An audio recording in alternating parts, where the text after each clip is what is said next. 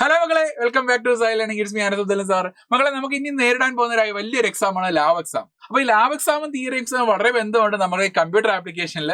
കാരണം ഈ ലാബ് എക്സാമിന് ചോദിക്കുന്ന പല പ്രോഗ്രാംസ് നമ്മുടെ തിയറി എക്സാംസ് ചോദിക്കുന്ന ക്വസ്റ്റ്യൻസ് തന്നെ കേട്ടോ. അപ്പൊ നമുക്ക് ലാബ് എക്സാം വരുന്ന മക്കളെ ഏതൊക്കെ സെക്ഷൻസുകളാണ്?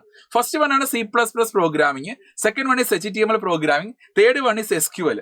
C++ പ്രോഗ്രാമിംഗ് നിങ്ങൾക്ക് ഏകദേശം 10 പ്രോഗ്രാംസ് കാണാറുണ്ട്. 10 പ്രോഗ്രാംസ് നിങ്ങൾ +1 +2 പഠിച്ച പ്രോഗ്രാംസുകളായിരിക്കും നിങ്ങൾക്ക് വരാൻ പോകുന്നത്. നിങ്ങൾ +1 +2 ബേസിക് ആയിട്ടുള്ള പ്രോഗ്രാം പഠിച്ചു, +2 അറേസ് ഫംഗ്ഷൻസ് ഒക്കെ ഐഡിയാസ് പഠിച്ചില്ലേ? അപ്പൊ അതിൽ നിന്നാണ് 10 ക്വസ്റ്റ്യൻസ് മസ്റ്റ് ആയിട്ടുണ്ട്.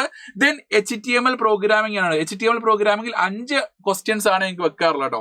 5 ക്വസ്റ്റ്യൻസ് നിങ്ങൾ ലാബ് റെക്കോർഡിലാണ് വെക്കുന്നത്. ചിലപ്പോൾ എന്താ നമ്മളെ ഒരു ക്വസ്റ്റ്യൻസേ വരത്തുള്ളൂ. ആകെ ടോട്ടൽ 2 ക്വസ്റ്റ്യൻസേ വരത്തുള്ളൂ. ഒന്ന് C++ മസ്റ്റ് ആയിട്ട് വന്നിരിക്കും. സെക്കൻഡ് ക്വസ്റ്റ്യൻ എന്ന് പറയുന്നതായിരിക്കും ഒന്നെങ്കിൽ HTML പ്രോഗ്രാമിംഗ് അല്ലെങ്കിൽ SQL എന്നായിരിക്കും. ഓക്കെ, ദെൻ തേർഡ് ആണ് മക്കളെ SQLും നമുക്ക് 5 പ്രോഗ്രാംസ് നിങ്ങൾക്ക് തരുന്നുണ്ട്, റെക്കോർഡിൽ തരുന്നുണ്ട്. അതെല്ലാം നിങ്ങൾ മസ്റ്റ് ആയിട്ട് പഠിച്ചിരിക്കണം. അപ്പൊ ഇതായിരിക്കും വരുന്നത്. ഇതാണ് നിങ്ങളുടെ ഈ പറഞ്ഞ ലാബ് എക്സാമിന്റെ പാറ്റേൺ എന്ന് പറഞ്ഞാൽ. ടോട്ടൽ എത്ര മക്കളെ? ടോട്ടൽ 2 ക്വസ്റ്റ്യൻസേ ഉള്ളു.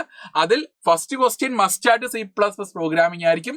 സെക്കൻഡ് ക്വസ്റ്റ്യൻ ഒന്നെങ്കിൽ HTML പ്രോഗ്രാമിംഗ് അല്ലെങ്കിൽ SQL ആയിരിക്കും. അപ്പൊ എന്താണ് മക്കളെ, ഈ ഒരു കോൺസെപ്റ്റുകളൊക്കെ നിങ്ങൾ തിയറി എക്സാം പഠിക്കുന്നത് പോലെ തന്നെ എന്താ മക്കളെ, ഈ പറഞ്ഞ ലാബ് എക്സാം പഠിച്ചിരിക്കണം. എന്നാൽ മാത്രം വൈവ എക്സാം പോലെ പല എക്സാംസുകളും പാസ് ആകാൻ പറ്റത്തുള്ളൂ കേട്ടോ. അപ്പൊ എല്ലാവരും അടിപൊളിയായിട്ട് പഠിക്കുക. അപ്പൊ എല്ലാവർക്കും ഓൾ ദി ബെസ്റ്റ്.